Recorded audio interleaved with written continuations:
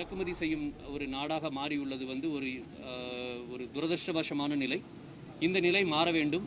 இந்த நிலைக்கான முயற்சி தான் நாங்கள் சென்னை உயர்நீதிமன்றத்தில் எடுத்துக்கொண்டிருந்த முயற்சி. அது ஒரு தற்காலிக பின்னடைவை சந்தித்துள்ளது என்றுதான் உங்களோடு பகிர்ந்து கொள்ள விரும்புகிறோம். இதன் தீர்ப்பின் முழு நகல் இன்னும் எங்களுக்கு கிடைக்கப்பெறாத இந்த சூழ்நிலையில் நாங்கள் தீர்ப்பின் நகல் கிடைத்த பிறகு அதை சட்ட வல்லுநர்களோடு முழு ஆய்வு நடத்திய பிறகு எங்களுக்கு சட்டத்தின் வாயிலாக என்ன ஒரு வழிமுறை இருக்கிறதோ அந்த சட்டத்தின் அடுத்த கட்ட நடவடிக்கைகளை தொடர்ந்து கண்டிப்பாக எடுத்து செல்வோம். இந்த ஒரு சட்ட போராட்டத்திலே எங்களோடு துணை நின்ற அத்தனை பேருக்கும், ஊடக நண்பர்களுக்கும், அனைவருக்கும் எங்களுடைய நிறுவனத்தின் சார்பாகவும் நிறுவன ஊழியர்களின் சார்பாகவும் நன்றியை தெரிவித்துக் கொள்கின்றோம். தீர்ப்பின் முழு நகல் படித்து அறிந்த பிறகு எங்களுடைய அடுத்த கட்ட நடவடிக்கையை பற்றி உங்களோடு பகிர்ந்து கொள்வோம். நன்றி. Sir, already you were contemplating on implementing layoffs. Will you continue with that plan, or will you wait for the for the outcome of the legal remedies you are? No, the layoffs is a possibility. It may happen even now because of the COVID economic situation in the country today and our continued closure for more than 2.5 years. It is difficult to continue. So there may be a possibility of layoffs while we continue our legal remedy. தொழிலாளர்களின் வேலை வாய்ப்பு இதுக்கு அடுத்து தொடர்ந்து பாதிக்கப்படுமா இந்த தீர்ப்பின் அடிப்படையில் அப்படின்ற ஒரு கேள்வி வச்சாங்க. எங்களுடைய முயற்சி கடந்த 2.5 வருடமாக ஆலை மூடப்பட்டு இருந்தாலும் முடிந்த அளவிற்கு எல்லோருடைய வேலையையும் பாதுகாக்கும் ஒரு முயற்சியை எங்களுடைய நிறுவனமானது தொடர்ந்து எடுத்து வந்துள்ளது. ஆனால் இன்று இந்த ஒரு பின்னடைவு என்பது அதில் ஒரு மிகப்பெரிய ஒரு சவாலாக தான் அமையும். ஸோ வேலை இழப்பு என்பது ஒரு பாசிபிலிட்டியாக இருந்தாலும் எங்களுடைய நிறுவனத்தின் மேலாளர்களோடு கலந்து ஆலோசித்து ஊழியர்களின் நலனை கருத்தில் கொண்டு அடுத்த கட்ட நடவடிக்கைகள் எங்களால் எடுக்கப்படும்.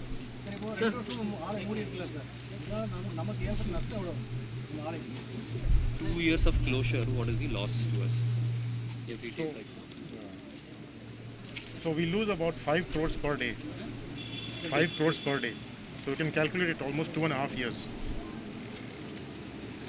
ஸோ ஆலை மூடப்பட்டிருந்தனால உள்ள பொருளாதார இழப்பை பற்றி கேட்டீங்க நீங்கள். இந்த பொருளாதார இழப்பு என்பது இந்த ஆலையின் இயக்கத்தின் சார்பாக மட்டும் ஒரு நாளைக்கு 5 கோடி இழப்பு. இதை தாண்டி தூத்துக்குடி மாநகரத்தின் பொருளாதாரத்தில் ஒரு ஆண்டிற்கு கிட்டத்தட்ட 600 கோடி பொருளாதார வர்த்தகமானது தடைப்பட்டுள்ளது. இதையும் தாண்டி எங்கள் ஆலையிலிருந்து வரக்கூடிய மூலப்பொருட்களை வைத்து இயங்கக்கூடிய பல்வேறு தொழிற்சாலைகள் மூடப்பட்டோ இல்லை அந்த மூலப்பொருட்களை வெளிநாடுகளிலிருந்து இறக்குமதி செய்து உபயோகிப்பதனால் அவங்களுடைய தொழிற்சாலை தொடர்ந்து இயங்க முடியாத ஒரு நிலை, இப்படி பல்வேறு பொருளாதார சிக்கல்கள் நிறைந்த ஒரு சூழ்நிலை தான் இங்கே நிலவுகிறது. So will this judgment, do you think that this judgment will have any repercussion on the potential investors coming into Tamil Nadu? It will most definitely, because if running plant for the last 20 years who's contributed to the state and the national economy is shut down for no reason at all or without any valid reason, arbitrarily shut down, definitely it's going to have an impact on investors coming to the state. மாநிலத்தில் வரக்கூடிய முதலீட்டாளர்களின் அடுத்த கட்ட முதலீடுகளின் மீது இந்த தீர்ப்பின் முடிவானது தாக்கத்தை ஏற்படுத்துமா என்ற கேள்வி கேட்டீர்கள். பல வருடங்களாக கிட்டத்தட்ட 20 வருடங்களுக்கும் மேலாக சட்டத்திட்டங்களுக்கு உட்பட்டு நாட்டின் பொருளாதாரத்தினுடைய அடிப்படை தேவையான தாமிர உற்பத்தியை சுயசார்பு அடைய வேண்டும் என்ற நோக்கத்தோடு பல்வேறு காலகட்டங்களில் பல்வேறு கெப்பாசிட்டி அடிஷன்களோடு இந்த ஆலை 20 வருடங்களுக்கு மேலாக இயங்கி வந்துள்ளது. இப்படி இயங்கி வந்துள்ள ஒரு ஆலை ஒரு வலுவான காரணங்கள் இல்லாமல் வலுவான ஒரு சுற்றுச்சூழல் தாக்கங்கள் இல்லாத நிலையிலும் மூடப்படும் என்ற சூழ்நிலையை பார்க்கும் எந்த ஒரு முதலீட்டாளரும் கண்டிப்பாக ஒரு முறைக்கு 2 முறை என பல முறை கூட யோசித்து தான் அந்த முதலீட்டை பற்றி ஒரு முடிவெடுக்கும் நிலை உருவாகியுள்ளது. இந்த நிலை மிக விரைவில் மாற வேண்டும் என்பதே எங்களுடைய விருப்பம். Political reason the shutting down of the plant was a knee-jerk reaction by the government that we all know. So there were political reasons for shutting it down, but I don't want to get into that. We are into the courts. We have come out of High Court. We will take the next legal action, whatever is available to us, to seek for a remedy. அரசியல் காரணங்கள் இருந்துச்சா இல்லையான்றதை பற்றி நாங்கள் வந்து கருத்து கூற விரும்பலை. எங்களை பொறுத்த வரைக்கும் வந்து ஆலையை மூட சொல்லி ஒரு அரசு உத்தரவு, அதை எதிர்த்து நாங்கள் வந்து நீதிமன்றத்தை அணுகியிருக்கோம். ஸோ இந்த நாட்டினுடைய நீதித்துறையின் மீது எங்களுக்கு அளவு கடந்த நம்பிக்கை உள்ளது. ஸோ நீதித்துறையின் முதல் கட்டத்தில் ஒரு பின்னடைவு இருந்தாலும் நீதித்துறையின் உச்சகட்ட அமைப்பான உச்ச நீதிமன்றத்தில் எங்களுக்கு நீதித்துறையின் ஒரு நியாயமான ஒரு முடிவு கிடைக்கும் என்ற நம்பிக்கையோடு நாங்கள் எங்களுடைய சட்ட போராட்டத்தை தொடர்வோம். இதில் வந்து நிறைய ஆசிட் இருக்குது, இதில் வந்து ஹசார்ட்ஸ் நிறைய இருக்குது, அதெல்லாம் நீங்கள் அப்புறப்படுத்தாமல் வச்சுருக்காங்கன்னு சொல்லுவீங்க. இப்போ நீங்கள் அப்புறப்படுத்த ஏதாவது வாய்ப்பு இருக்குதா? All hazardous chemicals have you been already evacuated, or is there any opportunity to further evacuate? No, they're all fully evacuated. Fully evacuated. இப்போ வந்து வழக்கு விசாரணை நீதிமன்றத்தில் சொன்னதில் இங்கே இருக்கக்கூடிய இண்டஸ்ட்ரீஸில் 51 இண்டஸ்ட்ரீஸ் நீங்கள் தான் நச்சுப்பொருள் இருக்கிற ஒரே இண்டஸ்ட்ரீஸ் செட்டில் சொல்லணும். Out of 51 industries in Sipcot, we are the only one who are emitting hazardous gases. No, that government stand. So what is your view? No, that's the government stand, not the legal stand.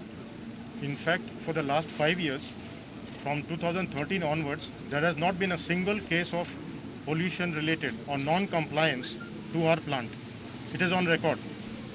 There is not a single case. So I can't say that we have been polluting at all. We are fully compliant. In fact, our norms are almost 40% of what it should be. We are a global standard. People from abroad come to see our plant and benchmark against us. So ஒரு நிமிஷம், இந்த 51 ஆலைகளில் வந்து இங்கே உள்ள Sterlite ஆலை மட்டும்தான் வந்து ஒரு அபாயகரமான வாயு வந்து வெளியிடுதுன்ற மாதிரி வந்து அரசு தரப்பு வாதம்னு சொல்லி நீங்கள் சொன்னீங்க. ஸோ எங்கள் தரப்பு வாதத்தை தான் நாங்கள் சொல்ல முடியும். ஸோ இந்த ஆலை என்பது வந்து உலக தரத்தில் இந்த சுற்றுச்சூழல் நியமிக்கப்பட்ட அளவை விட கிட்டத்தட்ட 40% குறைவான அளவிலே எங்களுடைய வந்து இந்த மாசு வெளிப்பாடு என்பது வந்து தொடர்ந்து இருந்தது. அதற்கான அத்தனை சான்றுகளையும் நாங்கள் வந்து நீதிமன்றத்தின் முன்னாடி சமர்ப்பித்திருக்கிறோம்.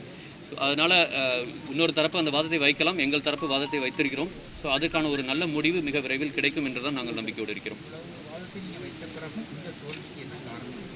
தோல்விக்கு என்ன காரணம் என்பது வந்து இந்த தீர்ப்பின் முழு நகல் படித்து முடித்த பிறகு தான் வந்து யாராலையும் அதுக்கு வந்து ஒரு கருத்து சொல்ல முடியும். ஏன்னா கிட்டத்தட்ட 800 பக்க நகல்னு சொல்லியிருக்கிறாரு நீதிபதி.